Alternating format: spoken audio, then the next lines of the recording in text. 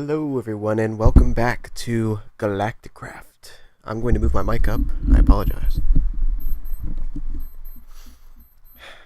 My fucking watch is going off.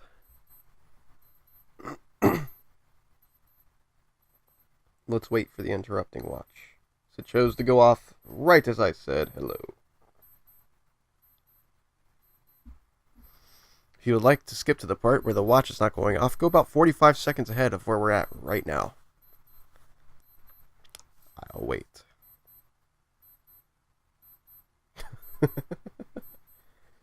Oh, that's such a burden. God, that sucks. My watch. Shut up. Shut up. Anyways, guys, where we left off last time on episode 1.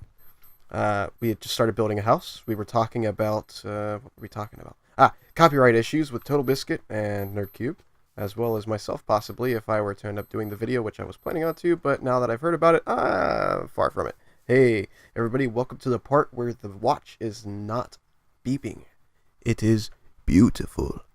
It's great to see you all came back, and or are watching this. If this is the first time that you've seen one of these episodes, you should go back and watch episode 1. And yeah, I'll see you back here, right here. Right here. Here. So I've got a few things to go over on this episode with you guys. I'm going to go over some things like, should I do a face cam? Yes or no? This is when you go down to the comments section. You're going to go to the comment section. You're going to hear this beautiful little sound. It's like typing on a keyboard. And you're going to type in on the reply area or the comment section of my comments for this video. I want to know if I should do a face cam. A live face cam for this. I would enjoy doing it. So that's my part solved. But I want to know if you guys would enjoy me doing it.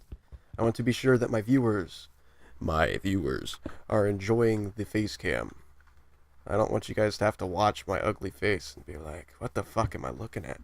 You know? I want you guys to be like, happy faces. I want you guys to be like, yes, Mac, we want to see our face cam. We want to see. That is the ugliest face I've ever made. Oh, sorry. I gotta stop fucking around. Yeah. So we're gonna build this house. And then we're going to get some materials, which will be beautiful. And I may do some of it off screen. I don't want to do too much of it off screen. I know people don't like that. They think people are doing cheatsy doodles and stuff. But I don't want to bore the hell out of you guys with me just sitting here digging for hours and hours and hours. Yeah. Anyways, let's get building this house. And I'm going to start talking to you guys about this copyright issue that people ran into with Day 1 zombie outbreak or whatever it was.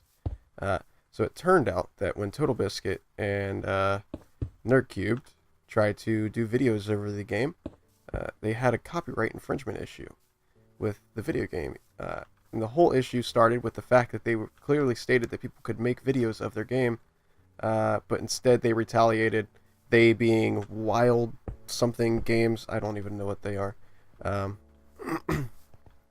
They essentially, they blanket allowed everybody. They gave blanket permission to everybody to make videos of it, but yet they have become one of the only systems of game creators to not allow players to make videos over their game. And the one issue that people found about this was that Total Biscuit, if you were not familiar, does, I don't know if I want to call them game reviews. He does game spotlights, new game spotlights for things come out on Steam Greenlight and all that stuff. He does spotlights over them. And he was very displeased with the fact that he had gotten a copyright strike, considering he has, some odd million subscribers, and they all depend on him for this. He makes sure people don't buy shitty games. He, if you think you want to buy a game, you go watch his channel, and he tells you, okay, well, this game is great. I loved playing this game, or no, this game was horseshit. You should never go spend your money on it. It was terrible. Don't even touch it with the slightest penny of your bank account. And they kind of came at him very, very reckless with this situation and gave him a hard time about it. He's going to have a really bad time. They just kind of shit all over his face. I don't want to put it that way. Fuck. Scratch that out. They he mailed them to and gave them, information about, okay, this is what I'm going to do. This is the videos that I do. I'm going to use your game and show people this game and all this stuff. And he told them this before he had realized how bad the game was. I think he does that with most games, with most game creators, like Activision, Capcom, so on and so forth, whatever game he may be doing. Which is brilliant, and it's smart, and it's nice of him to do that. It's very courteous, instead of doing what other people are doing, like I'm doing right now, and just using the game's footage and hoping that the creator is fine with it. So it's like me going, okay, Mojang and Notch, I understand this is your game, but fuck you guys, I'm going to make a video over it if you don't want me to. Like, that's basically how they presumed him to be doing. That's what they acted like he'd been doing. But instead it had been nowhere near that, and it was just, it's a mess. It's an absolute mess, and I do feel bad for Total on the situation that he should not have to deal with something like that. Nobody should have to go through that kind of situation, especially when they've got such a large following on a channel. You could possibly ruin a career of somebody's just by doing that to them. And I don't think that Wild, whatever the fuck, realized this. I don't think they realized how much they had screwed him by disallowing him the ability to make the videos. They kind of just, well, we understand you're making money from this. This is how you're paying the bills, but we don't fucking care. That's what they did to him. And it's a dirty, dirty move on their part. Especially, it's not like they knew what was going to be happening either. They just did it to do it. And it's funny because some of the channels kept their videos up as well. A lot of channels, in fact, kept their videos up. Especially smaller channels, videos with less views, say like 1,000 or 6,000 views. Those videos, they're still up. But Totals and anybody else's that was, 1 million plus views, gone. Top ranked video, gone. And it's all because he was technically he was talking shit about their stuff, but in reality he was doing a review like he does over every other game. He was not in the wrong for doing it. You guys may think differently. If you do, cool, that's your opinion. But on a siding of this, he wasn't in the wrong for it.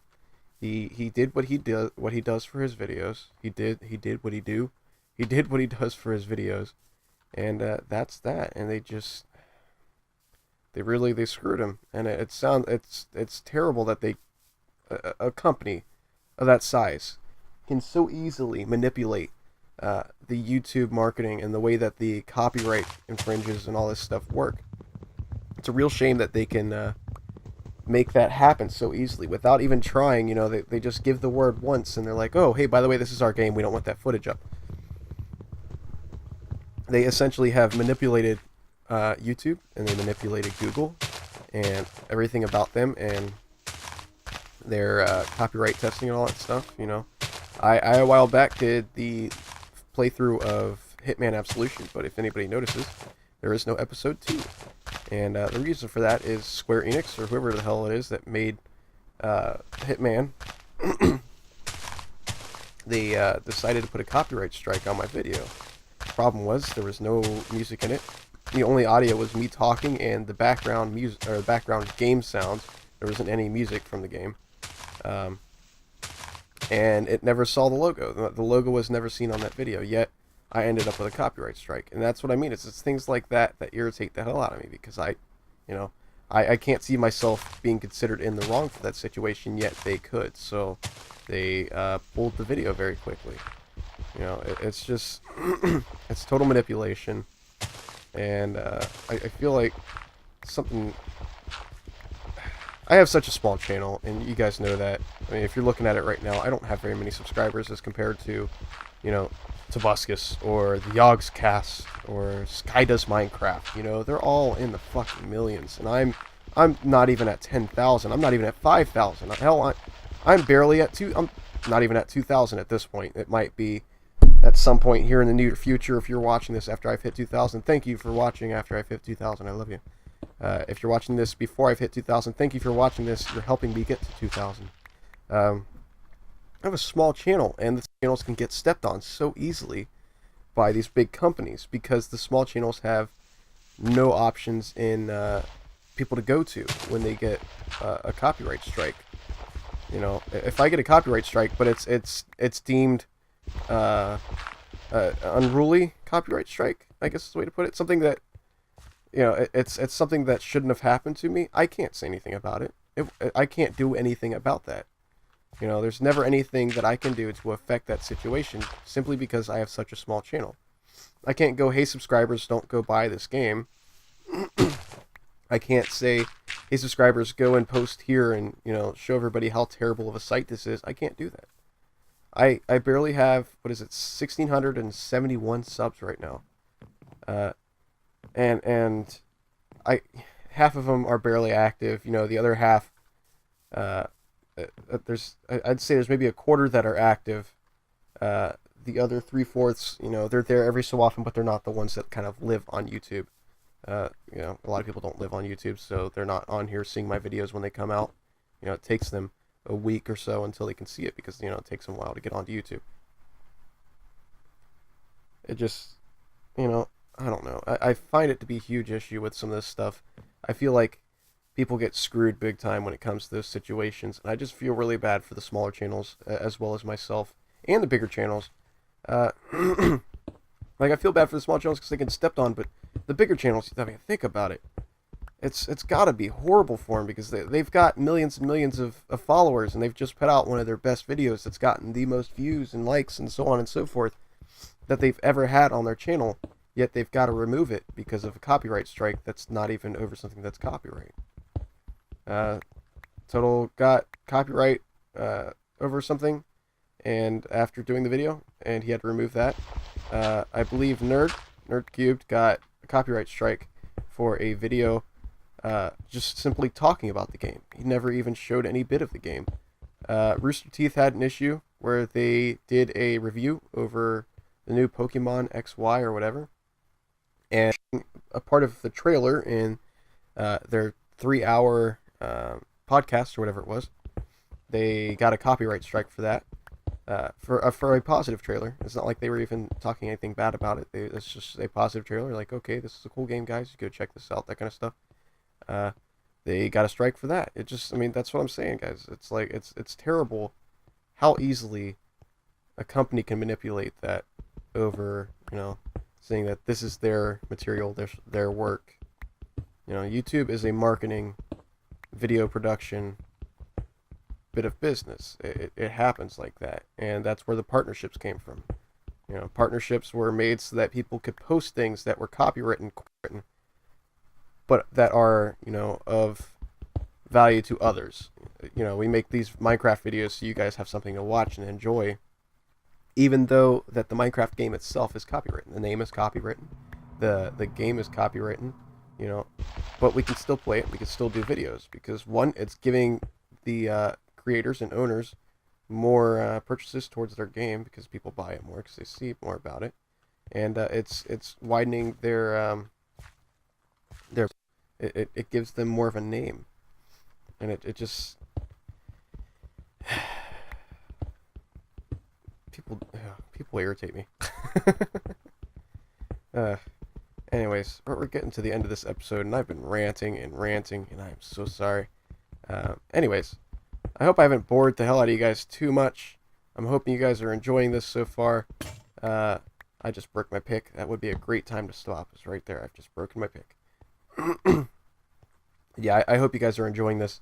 I hope this has been insightful in some sort to you.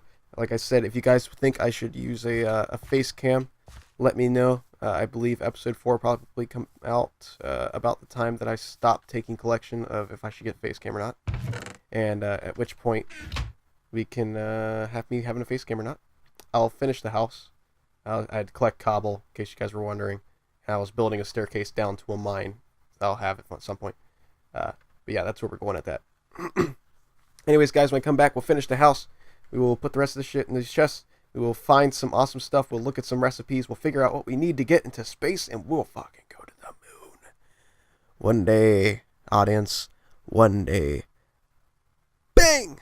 Zoom! And we're not going to the moon because I don't have a shuttle yet. Bye. Oh yeah. Hit that like, hit that subscribe button. Give me a thumbs up. Love you. All. Thank you. That's cool. You shall not pass my blue line. I'm Back Ninja. this way. What up? Alright. Hey. What are you...